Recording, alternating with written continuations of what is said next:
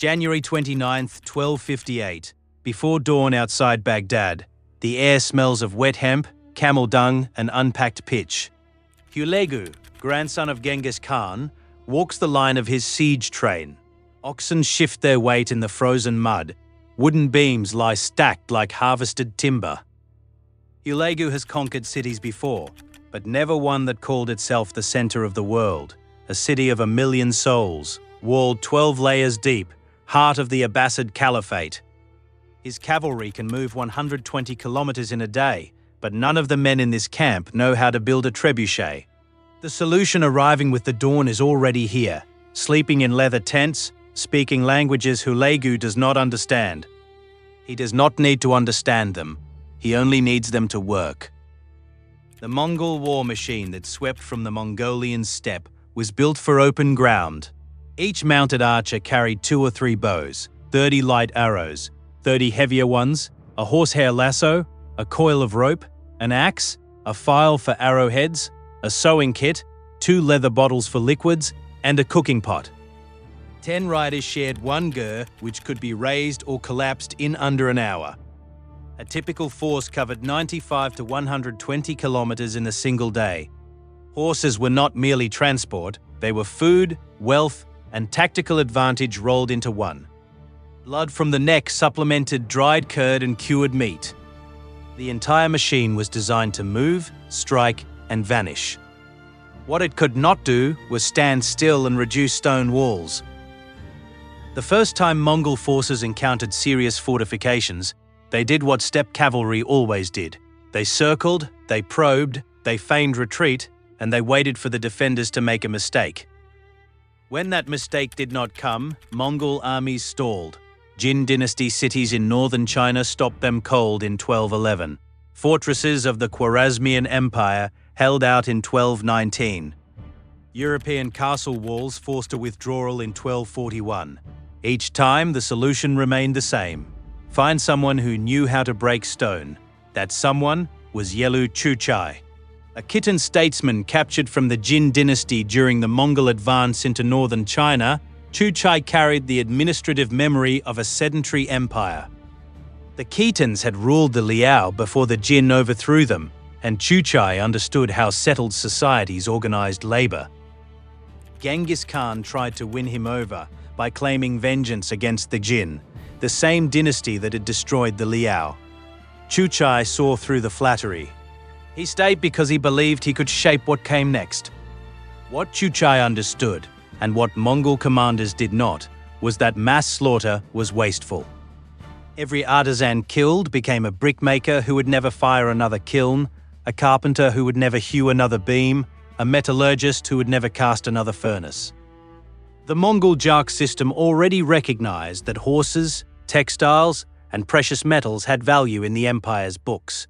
Chucai argued that human skill had value too. An engineer compelled to build a trebuchet for conquerors was worth more than a corpse. The argument won. Under Urgade Khan, who became Grand Khan in 1229, Chucai established a census of northern China and rationalized taxation.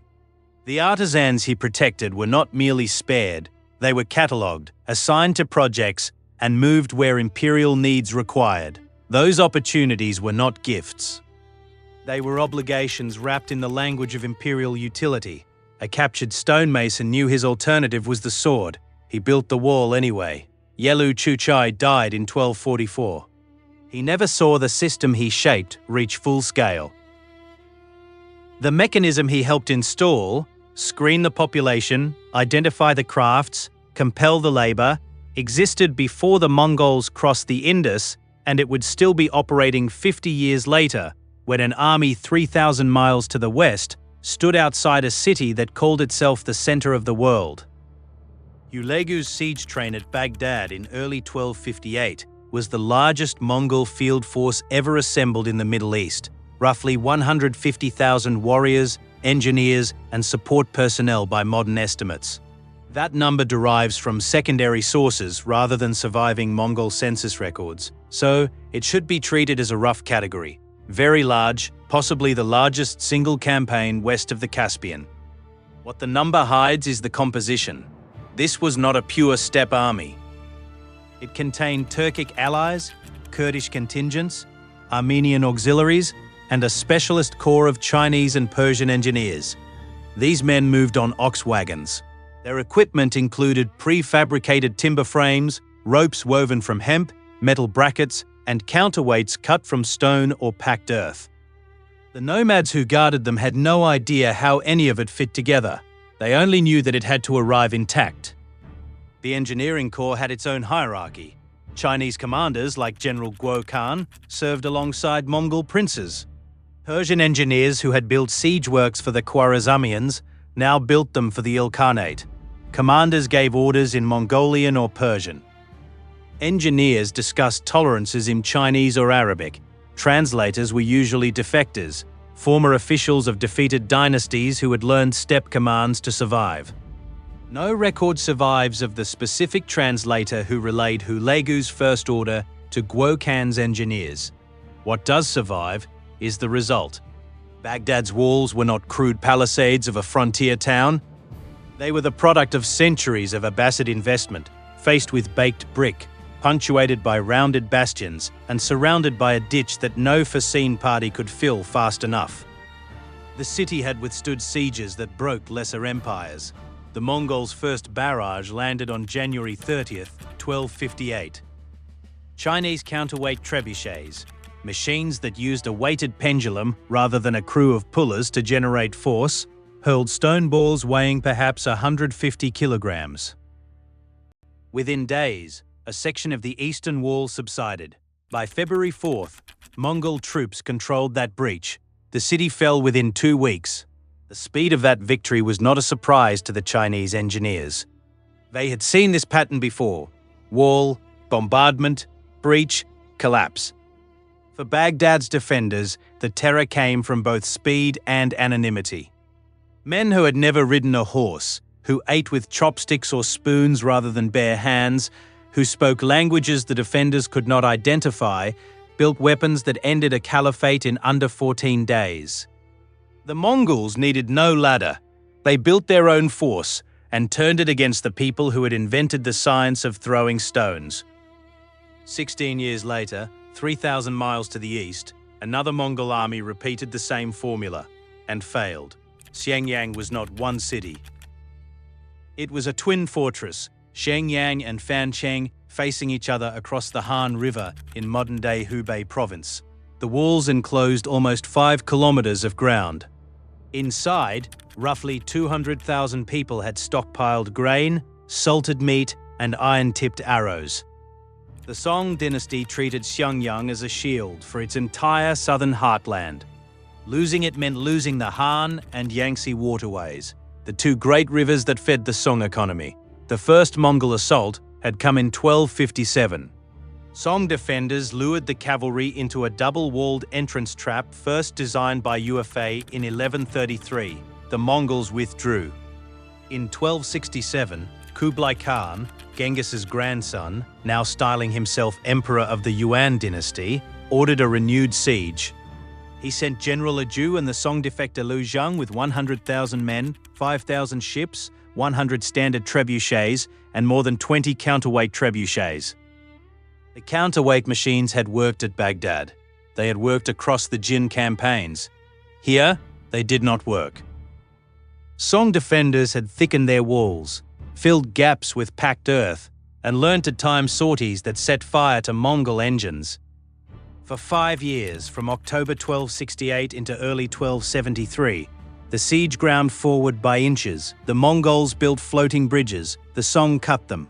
The Mongols dammed the river. The Song released it. One particularly brutal winter dropped the temperature low enough to freeze the Han River hard enough to ride across. The Mongols tried. The Song ambushed them on the ice. 5 years of failure changed Kublai Khan's thinking. Within 2 generations, a people who had never built a fixed city became operators of the largest siege corps in the medieval world. They did not invent the trebuchet.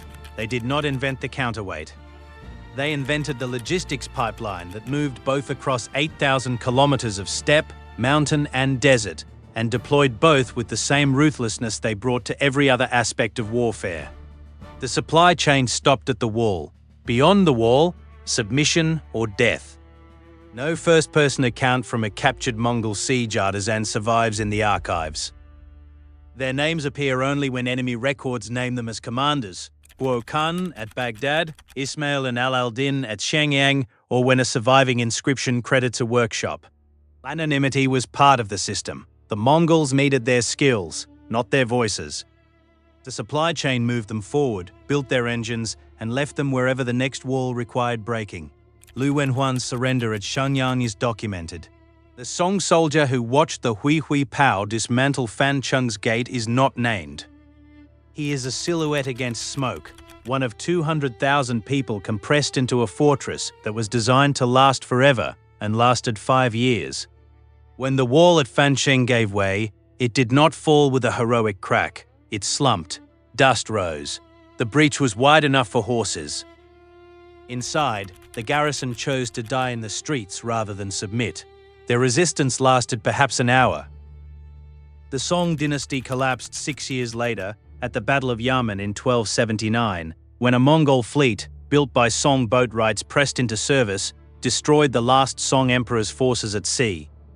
300 miles north of Xiangyang, the Yangtze bends around a rock called Diaoyucheng.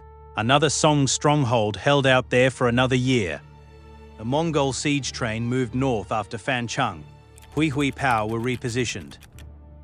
The same engineers who had built them at Fancheng were ordered to rebuild them at Diaoyucheng, using the same geometry, the same ropes, the same stone. They built them because they had no choice. The men who commanded them had no idea how the machines worked. They only knew that the machines worked, and that was enough. For 200,000 people inside Xiangyang, the supply chain arrived on the morning of March 14, 1273, in the form of a stone from a machine built by men whose language their commander could not speak. Lu Wenhuan opened the gates. The Mongols did not sack the city.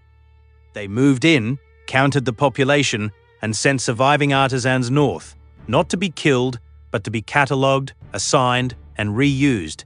The system continued. 300 miles north, another pocket was about to be reduced. That story is on screen now.